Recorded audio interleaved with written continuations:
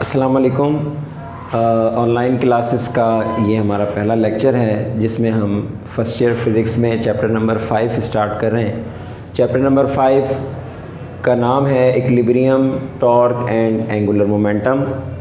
तो दरअसल इस चैप्टर में 3 मुख्तलिफ़ टॉपिक्स हमने स्टडी करने हैं, इक्विलिब्रियम, टॉर्क और एंगुलर मोमेंटम। तो आज हम स्टार्ट कर रहे हैं इक्विलिब्रियम। तो इक्विलिब्रियम को उर्दू में तवाज़ुन कहते हैं और फ़िज़िक्स में इसकी जो प्रॉपर डेफिनेशन है वो इस तरह से है कि when a body is at rest और moving with uniform velocity, then it is said that the body is in equilibrium। यानी जब कोई बॉडी इक्विलिब्रियम में हो तो इसका मतलब है कि या तो वो रेस्ट में होगी या फिर कांस्टेंट वेलोसिटी के साथ मूव कर रही हो। इसकी बहुत सारी एग्जांपल्स हो सकती हैं। मिसाल के तौर पे अगर कोई बुक किसी टेबल पर मौजूद है तो इसका मतलब है वो रेस्ट में है और हम फिज़िक्स की लैंग्वेज में ये कहेंगे कि वो बॉडी इक्विलिब्रियम में है। इसी तरह से अगर कोई ऑब्जेक्ट यूनिफॉर्म वेलोसिटी के साथ मूव कर रहा हो तो यूनिफॉर्म वेलोसिटी के साथ मूव करने की जो एग्जांपल है वो है पैराट्रॉपर, कि जब एक पैराट्रॉपर, यानी पैराट्रॉपर का मतलब है वो शख्स जो पैराशूट की मदद से ज़मीन की तरफ आता है, तो ये एक एग्जांपल है यूनिफॉर्म वेलोसिटी की कि पैराट्रॉपर के लिए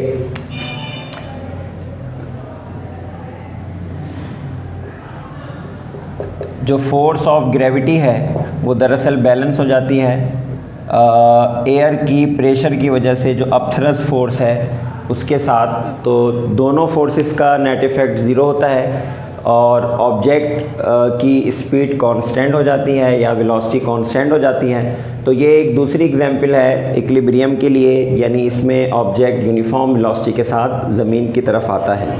तो इस लिहाज से इक्विलिब्रियम को 2 डिफरेंट टाइप्स में हम क्लासिफाई करते हैं। एक को हम कहते हैं स्टैटिक इक्विलिब्रियम। स्टैटिक नाम से ही जाहिर है कि जब कोई ऑब्जेक्ट मुकम्मल तौर पे रेस्ट में हो, when a body is at rest, then this state is called the static equilibrium। और इसी तरह से जो दूसरी इसकी टाइप है वो है डायनामिक इक्विलिब्रियम। तो डायनामिक का मतलब है हरकी तवाज़ुन, यानी जब ऑब्जेक्ट मोशन में हो लेकिन चूँकि उसकी स्पीड कांस्टेंट है, वेलोसिटी कांस्टेंट है, इस वजह से हम ये कहेंगे कि when a body is moving with constant velocity then this state is called dynamic equilibrium। then this state is called the dynamic equilibrium। और डायनामिक इक्विलिब्रियम में जो एग्जांपल है वो पैराट्रॉपर की है, वो मैं आपको बता चुका हूँ। तो ये इक्विलिब्रियम की 2 टाइप्स हैं, स्टैटिक इक्विलिब्रियम और डायनामिक इक्विलिब्रियम। अब इक्विलिब्रियम में बॉडी के होने के लिए की ये 2 टाइप्स हैं, स्टैटिक इक्विलिब्रियम और डायनामिक इक्विलिब्रियम। स्टैटिक इक्विलिब्रियम का मतलब है कि जब ऑब्जेक्ट मुसलसल रेस्ट में हो तो ये स्टैटिक इक्विलिब्रियम कहलाती है, और अगर कांस्टेंट वेलोसिटी के साथ ऑब्जेक्ट मूव कर रहा है तो ये डायनामिक इक्विलिब्रियम है।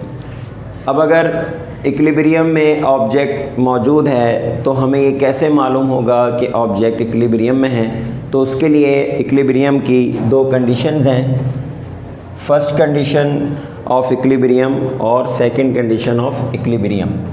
तो first condition of equilibrium first condition of equilibrium, तो इक्विलिब्रियम की फर्स्ट कंडीशन के मुताबिक if the sum of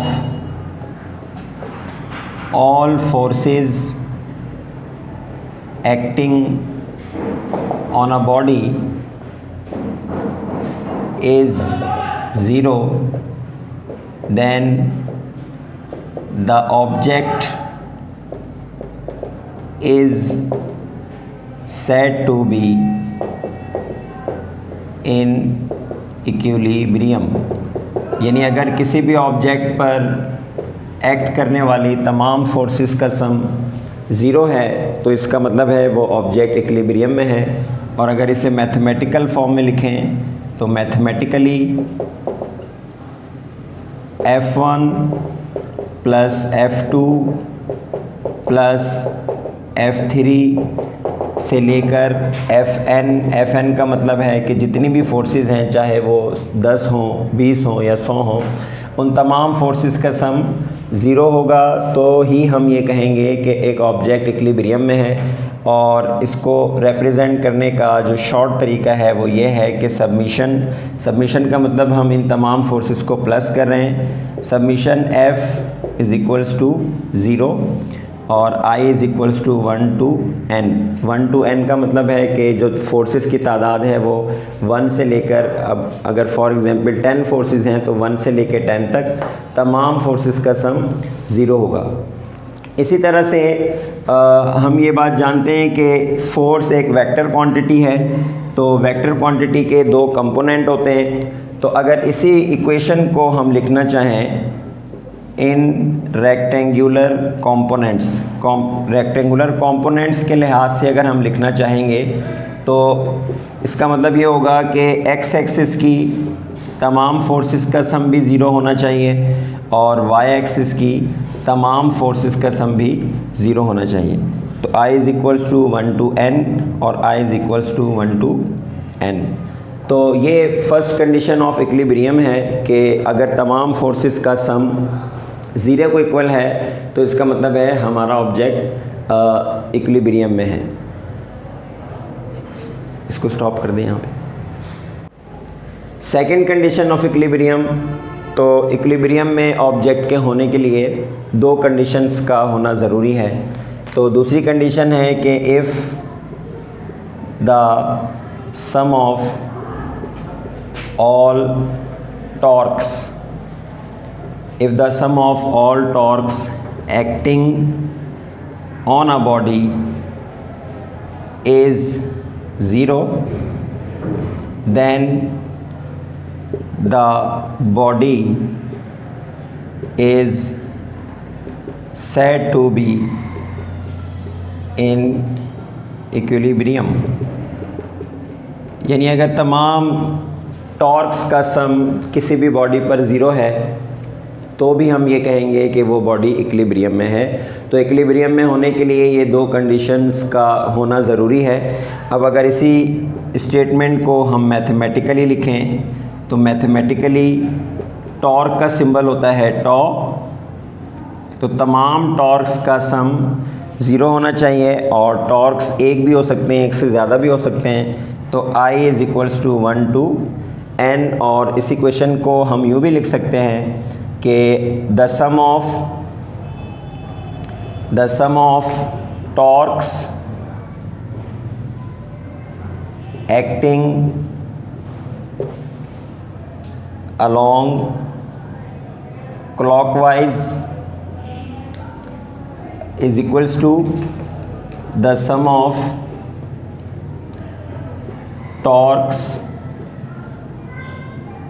acting along anti clockwise।